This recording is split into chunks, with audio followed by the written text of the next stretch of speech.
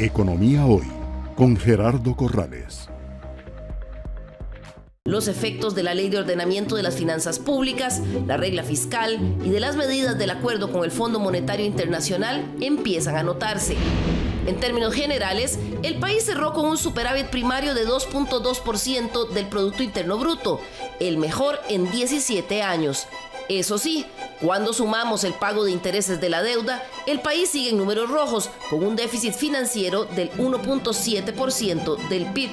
Eso sí, hay que reconocer que es el déficit más bajo de los últimos 10 años.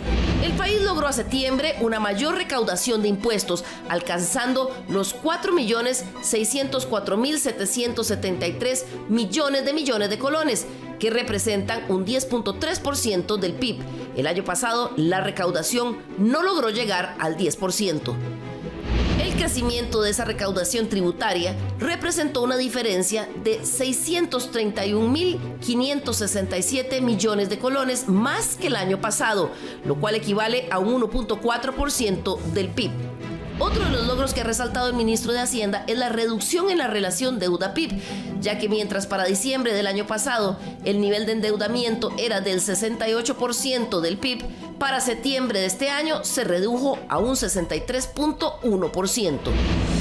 Algunos sectores como el sindical cuestionan las cifras. Albino Vargas tuiteó esta semana: ahora resulta que la relación deuda-PIB es de 63.1%, casi 2 billones. ¿Cómo pasó eso? Según él, se le sacó más plata en impuestos a los sectores medios y bajos. El gasto total del gobierno central aumentó en un 2.9% con respecto al año pasado, aunque Hacienda sostiene que si no se contara el pago de intereses, en realidad el crecimiento habría sido solo de un 0.2%. Por eso, a pesar de la reducción de la razón deuda-PIB, el ministro de Hacienda ha dicho que el pago de intereses es insostenible. Por eso presiona para convencer a los diputados de que le aprueben una autorización para emitir $6.000 millones en mercados internacionales para, según él, cambiar deuda barata por deuda cara. Don Gerardo, las buenas noticias es que hay más ingresos, pero evidentemente esos ingresos que tiene el Estado salieron de alguna parte.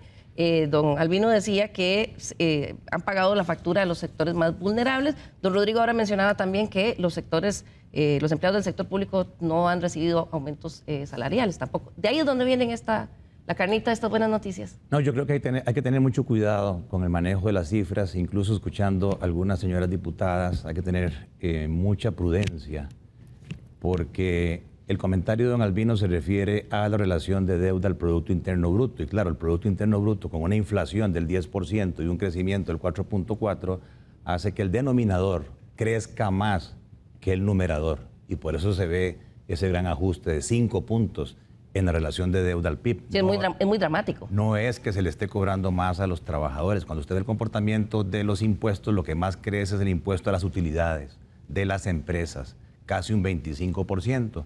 Y además recordemos que en el país es quizás de los países latinoamericanos que tiene la grada más alta en cuanto a exención del pago de impuestos en salarios. De 800.000 colones para abajo no se paga impuestos. Y lo otro que hay que tener mucho cuidado es que uno puede medir el balance primario, el balance financiero y las necesidades financieras. Eso que decían que sobra la plata no es cierto, porque aquí rige el flujo de caja. Don Nogui, no sé cómo hace para dormir, él tiene que ver no solamente los ingresos, que son mayores, sino también los gastos, y un superávit primario quiere decir, en buena fortuna, que le está sobrando dinero al gobierno, pero que tiene obligaciones, uno, pago de intereses, y que tiene otra obligación muy importante, que yo le he venido dando seguimiento, y es que la curva de vencimiento de la deuda cada vez se estrecha más. Esas torres son más de corto plazo. Han pasado de 3.000 millones de dólares de vencimientos anuales, hoy estamos ya 4.500 millones de vencimientos anuales.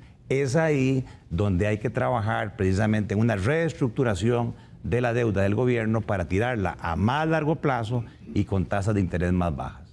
Eso que menciona usted, don Gerardo, vamos a verlo ahora en la siguiente gráfica, porque como país gastamos más de lo que el Estado logra generar, por supuesto tenemos que salir a endeudarnos para poder hacerle frente a las obligaciones.